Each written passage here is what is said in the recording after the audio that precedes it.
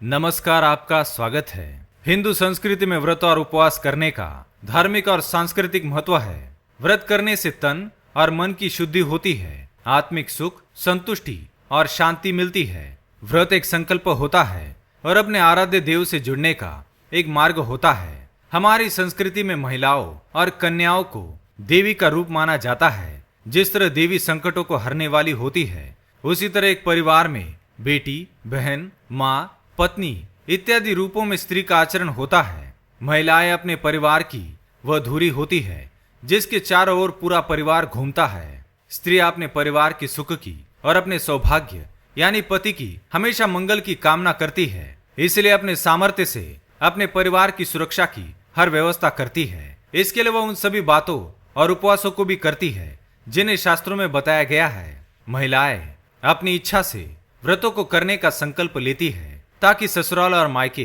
दोनों ही कुलों का कल्याण हो और सभी की मनोकामना पूर्ण हो। पति से ही सौभाग्य है और सौभाग्य से ही सम्मान है, यह बात हर स्त्री जानती है। भगवान श्री कृष्ण के अनुसार घर की महिलाओं को कुछ व्रत अवश्य करने चाहिए। इन व्रतों को करने से स्त्री को माँ लक्ष्मी का सामर्थ्य प्राप्त होता है। ऐसी स्त्री के घर से रोग, शोक, दरिद्रता और क्लेश नष्ट हो जाते हैं और ऐसे घर में सुख, समृद्धि और ऐश्वर्य की प्राप्ति होती है। आज हम आपको ऐसे कुछ व्रत और उपवास के बारे में जानेंगे जिन्हें कुंवारी लड़कियां या सौभाग्यवती महिलाओं को अवश्य करना चाहिए, जिससे उनका सौभाग्य बना रहे और साथ ही पूरे घर परिवार की खुशहाली भी बरकरार रहे। और अंत में हम जानेंगे किसी भी व्रत को सही तरीके से कैसे करना है और किन स्थानों पर व्रत को करना वर्जित माना गया है। तो चलिए जान लेते हैं। पर उससे पहले अगर आपने चैनल को सब्सक्राइब नहीं किया है तो इसे सब्सक्राइब कर लीजिए ताकि आप ऐसी आध्यात्मिक जानकारी वाले वीडियो देख सके। साथ ही वीडियो को एक लाइक जरूर करें। सबसे पहला व्रत 16 सोमवार का व्रत। 16 सोमवार का व्रत कोई भी कर सकता है, लेकिन यह व्रत विशेष रूप से कुंवारी लड़कियां और सौभाग्यवती स्त्रियां करती है। कुंवारी कन्याएं शिवजी की तरह पति पाने के लिए यह व्रत करती है और सौभाग्यवती स्त्रियां अपने सौभाग्य की सुरक्षा के लिए यह व्रत रखती है। महिलाओं को अपने जीवन काल में यह व्रत अवश्य रखना चाहिए। दूसरा है हरितालिका व्रत। भारत में कई स्थानों पर इस व्रत को करने की प्रथा है। भाद्रपद मास में शुक्ल पक्ष की तृतीया को यह व्रत किया जाता है। यह व्रत शिव पार्वती की उपासना करने का व्रत है। 16 सोमवार की तरह ही यह व्रत कुंवारी लड़कियां और सौभाग्यवती महिलाएं रखती है।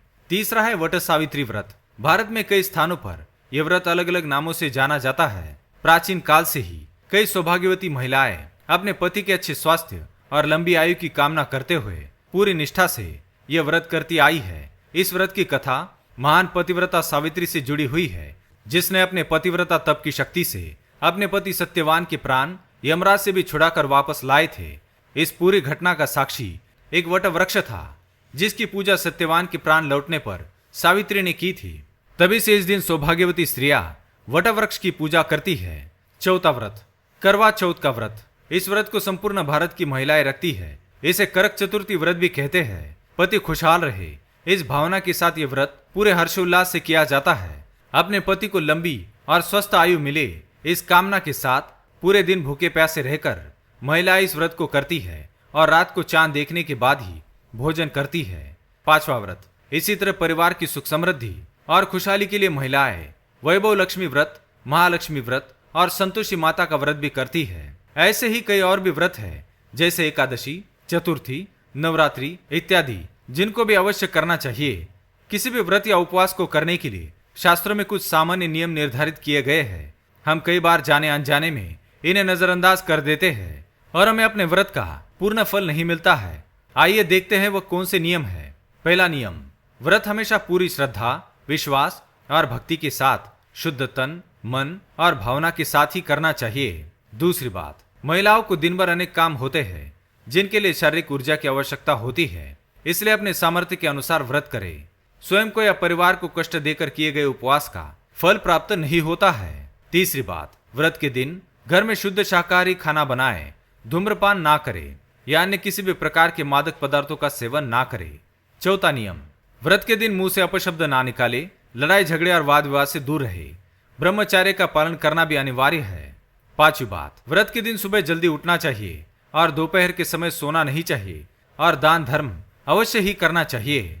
छठी बात, हर व्रत के लिए अलग अलग प्रभाव और परिणाम होते हैं और अलग अलग विधि विधान है, इसलिए सब कुछ जानकर ही व्रत करें। विधि विधान से किए गए व्रत का फल मिलता है।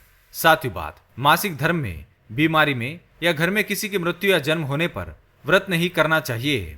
आठवीं बात, व्रत हमेशा अपने घर में रहकर ही करें। जिस जगह आप व्रत शुरू करते हैं उसी जगह पर हमेशा करें। किसी अन्य जगह पर, यहाँ तक कि मायके जाने पर भी व्रत ना करें।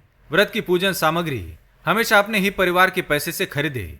किसी और के पैसे से या किसी से उधार पैसे लेकर कोई भी सामग्री ना लाए। यहाँ तक कि विवाह के बाद अपने माता पिता के पैसों का भी उपयोग ना करें। नवी बात, सबसे प्रमुख बात यह है कि आप जितने व्रत करने का संकल्प करते हैं उतने व्रत जरूर पूर्ण करें। व्रत करना किसी भी कारण से बीच में छोड़ना नहीं चाहिए। तो ये थे वो 5 प्रमुख व्रत जो प्रत्येक महिलाओं को अवश्य करने चाहिए। उम्मीद है ये जानकारी आपके काम आएगी। वीडियो पसंद आए तो लाइक करें, कमेंट में जय मां लक्ष्मी अवश्य लिखें, साथ ही चैनल को सब्सक्राइब करें। धन्यवाद।